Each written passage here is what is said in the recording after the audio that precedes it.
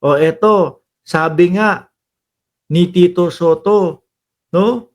Sabi nga ni Tito Soto, ano daw? Mahiya naman kayo. Nakakahiya kayo. 'Di ba? Mahiya naman daw kayo. Nakakahiya kayo. Yung isa naman na gustong manatili bilang bilang Senate President, ayun, wala, hindi makakilos eh. Kailangan niya yung boto ng Duterte Black eh. 'Di ba? Kaya susunod-sunuran na lang siya. Ako ho, mga bossing, simula pa lang, sabi ko, nare-realize ko na ginagawa nitong mga ito Umpisa pa lang po, binabalangkas pa lang ho, mga kababayan, ng Kongreso, yung plano nilang i-impeach si Sara Duterte, bumabalangkas na din ho ng mga kalendaryo to para po madelay ng madelay. Diba, nakakuha ng butas? Kahit po labag sa konstitusyon ng Pilipinas, kahit illegal sa konstitusyon ng Pilipinas. Oh, saka na po yan, pagkatapos ng break namin. Break muna kami. Yang fourth win na yan, wala yan. No, kami masusunod.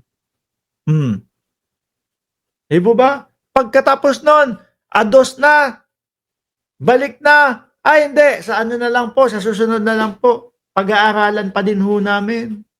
Pagkatapos nun, ay hindi po, ibabalik po namin sa Congress. Aalabin po namin sa kanila kung desidido po silang ituloy ito. Kung gusto na pa din po nilang ituloy ito. Kung ipapacheck sa kanila kung nasa konstitusyon itong ginawa nilang ito. Halata po ni Tito Soto, mga kababayan. No? Ang nasabi na lang sa kanila, mahiya naman kayo. Totoo, mga bossing, makakapal ang muka ng mga senador ngayon. Sabi ko nga po sa inyo, di ba?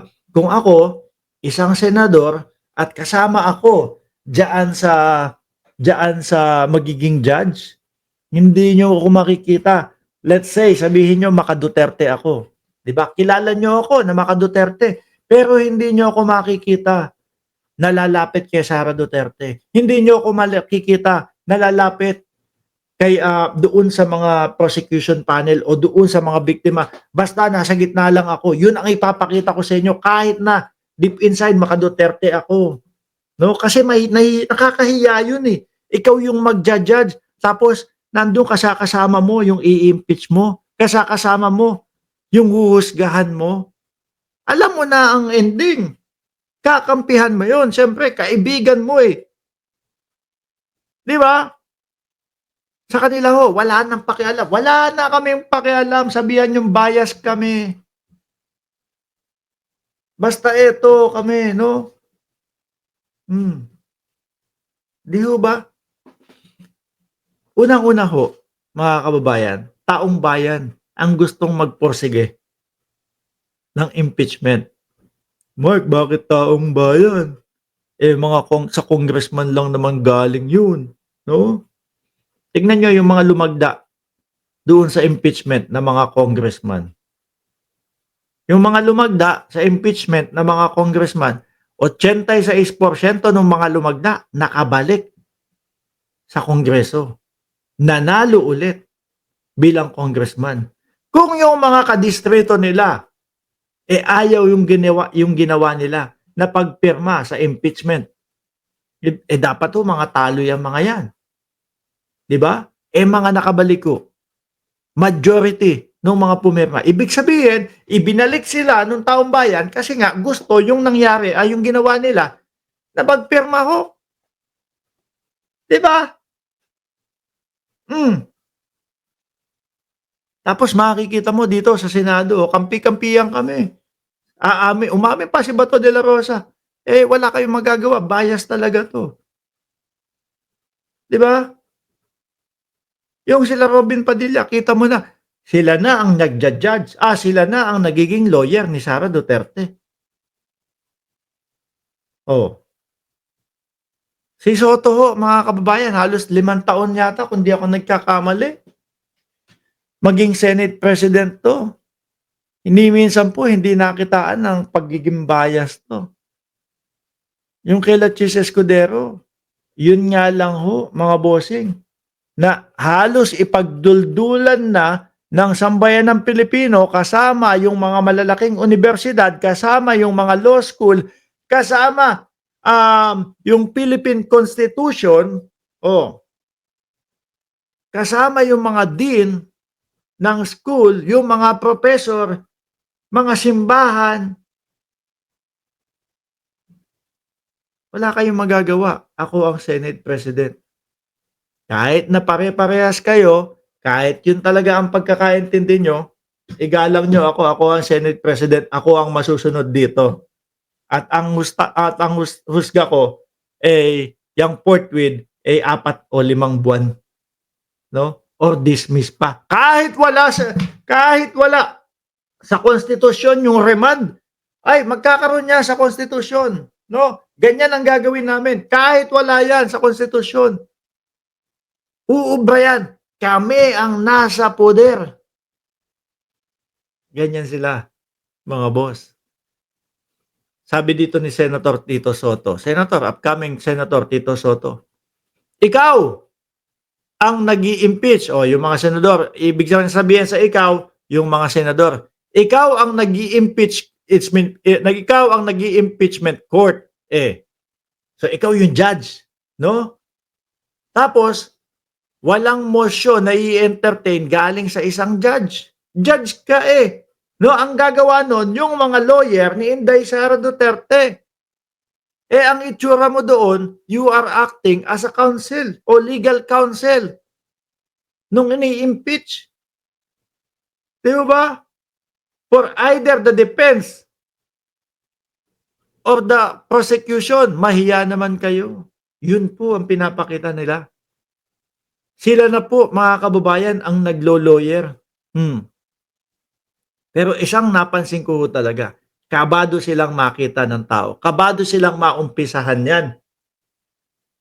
Kasi nga po, simulat sa pool pa lang, mga bossing, sa kongreso pa lang ho, mga kababayan, wala nang makitang depensa at hirap na po silang idepensa. Kasi kung may depensa yan, hindi na ho nila hahayaan na humantong sa impeachment yan. Doon pa lang po sa Congress, ilalabas na nila yung mga barahan nila. Ipapahiya na nila yung mga kongreso. O ano, pahiya kayo ngayon? Nasasagot namin yung mga binibintang nyo sa amin. Pero wala. Di ba? Isama mo na nga ho yung pagbabanta sa buhay ng Pangulo. Sa buhay ng asawa ng Pangulo. At sa buhay ni Martin Romualdez na House Speaker. Binigyan ng pagkakataon sila. Puntahan mo kami dito, ipaliwanag mo naman kung bakit mo nasabi yung pagbabanta na iyon. Wala, hindi din pinuntahan. Di ba? Ngayon po alam ko kasama sa reklamo, kasama sa impeachment yun na i-discuss. Hanggat maaari, isosolve din naman natin. Isolve na natin dito sa Kongreso at dito sa NBI. Pero may nakita po ba tayo?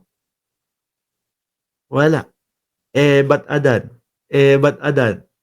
Di ba? Wala tayong naririnig na depensa nila. Yung mga resibo, yung mga ebidensya, nakalatag ho Pinapakita, dinidiscuss doon sa Kongreso. Pero wala po silang nasasagot doon. Hanggang sa humantong, ang sabi ni Vice Presidente Inday Sara Duterte, hindi kami na makikipag-cooperate dyan. Kasi umaabot sila sa puntong sasakitan na po ng dibdib, hindi na po makahinga, ihinto na muna natin itong hearing na ito. Sugod muna natin sa ospital ito.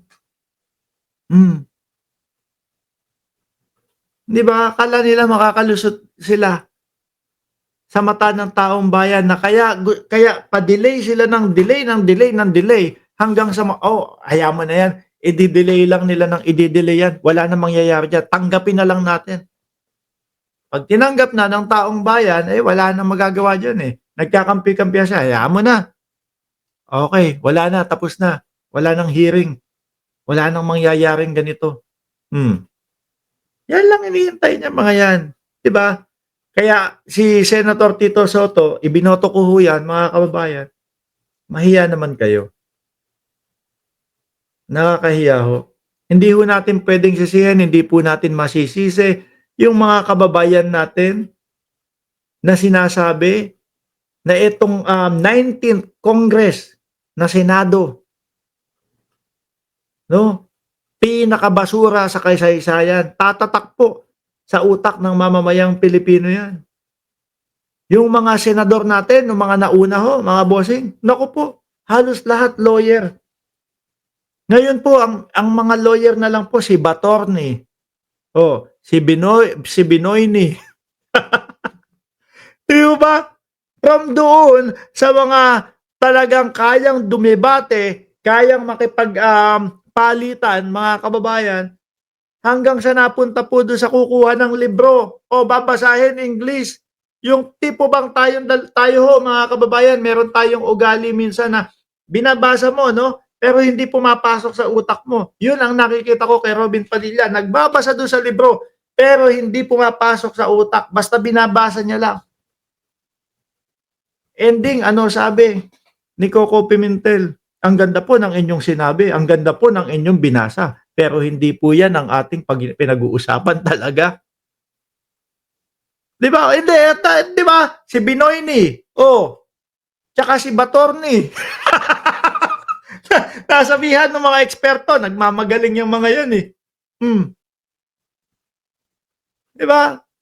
From doon sa napakagagaling na mga Miriam Defensor Santiago, oh, yung mga Mitra, oh, 'di ba? Si Ramon Mitra, sino pa? Yung Tatad, papunta ho dito mga kababayan, kaila Batorni at Binoyni. Oh, anak ng tinapa. Sila pa yung nangunguna, mga bossing. Sila sila pa ho yung mga nangunguna, 'no? Ngayon ho mga bossing, eh, ewan ko na lang. Ay Diyos ko po. Gusto ko talaga, alam niyo gusto ko talagang makita mga boss, yung pakikipagpalitan ho ni ni Binoyni at ni Batorni ng kuro-kuro dito po sa prosecution panel, 'no? Yung mga palitan tayo ng tanong, o ganito, ganyan, kay De Lima, kay Chel Diokno, kanino pa ba? Kay Luistro, 'no? Maganda maganda lahat ng katanungan nila o lahat ng mga, makakausap nila si Binoyni tsaka si ano, eh, tsaka si Batorni, eh, 'no? Si Batorni at si Binoyni, ewan ko na lang po mga kababayan. Ay Diyos ko, alisan na natin halata na ho sila mga bossing.